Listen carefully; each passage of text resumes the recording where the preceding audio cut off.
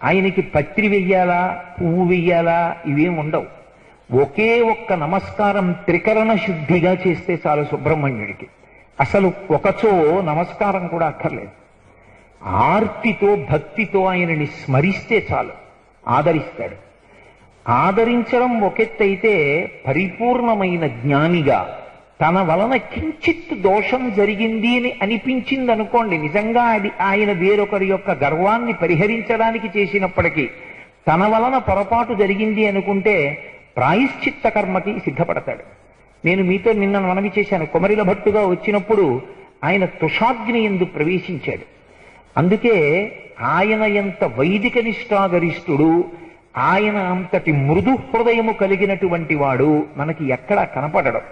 మీరు దేవతాస్వరూపాలు చూడండి, సాధారణంగా దేవతాస్వరూపాలన్నీ కూడా ఏదో ఒక రూపంతో ఉంటాయి. ఒక